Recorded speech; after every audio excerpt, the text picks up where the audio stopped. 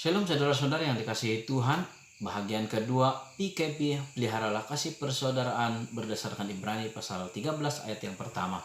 Kita telah belajar untuk pelihara kasih persaudaraan, makna dari tema ini. Dan untuk bahagian yang kedua kita melihat bahwa ada ancaman, ada bahaya dalam kita memelihara, sepertinya kita sedang memelihara kasih persaudaraan, ada bahayanya.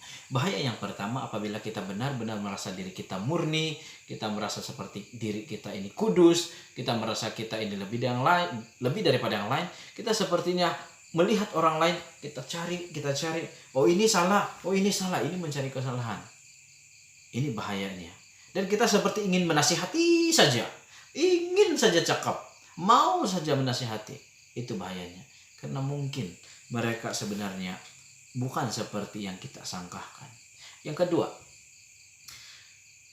bahayanya adalah pada waktu orang merasa lemah iman, karena mungkin mereka menghadapi situasi yang sukar, baru dibuang kerja kah? Atau mereka sedang berkabung, atau mereka sesungguhnya sedang berhadapan dengan penyakit tanpa memberitahukan atau tidak berani memberitahukan kepada yang lain, dan banyak hal lagi. Tetapi kita sedang datang dan itulah kau tidak beriman lah itu. Kalau kau ada iman mungkin tidak begini, mungkin ada dosa kau ini. Ada orang-orang seperti itu, dan orang-orang seperti itu mungkin nasihatnya itu kita sampaikan, kita sepertinya mau supaya mereka tetap kuat pada dasarnya.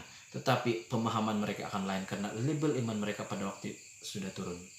Karena itu apabila kita bercakap dengan seorang yang baru lahir, kalau kita merasa diri kita sudah tahu, maka kita kena turun seimbang. Kita sampaikan dengan bahasa keanak-anakan, maka mereka akan paham. Kalau mereka sedang di tahap yang tinggi, kemudian mereka sedang berkabung, kita harus meletakkan diri kita seimbang, sampaikan seimbang dengan kefahaman iman mereka pada waktu itu. Kalau mereka sakit pun kita kena seimbang, walaupun kita sehat kita kena seimbang di sana, supaya mereka benar-benar memahami maksud Tuhan yang mengasihi mereka juga melalui kita. Supaya jangan sampai kita mengancam kasih persaudaraan itu. Kalau dia merasa dipinggirkan, dikucilkan, atau dipersalahkan, maka kasih persaudaraan ini akan renggang dan kita akan terpisah. Kita bukan memeliharanya lagi, tetapi kita sedang merasakan kasih persaudaraan itu. Jadi saudara-saudari yang dikasihi Tuhan, mari kita sama-sama untuk bahagian yang kedua seawal ini, kita koreksi diri bahasa Indonesia, kita nilai diri kita selidiki diri kita. Apakah kita punya cara selama ini benar-benar untuk sama label dengan setiap pendengar yang kita ingin bimbing, kita nasihatkan itu, atau tidak? Karena jika tidak, mereka akan memandang kita tinggi dan mereka akan mulai merasa, kamu saja yang kudus, baik itu, biarlah saya ini. Kita kena elakkan yang itu, karena kita harus turun sama label. Barulah penyampaian kita tepat pada waktunya dia memerlukan.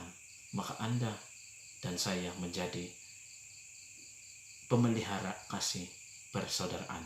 Terima kasih, Tuhan memberkati.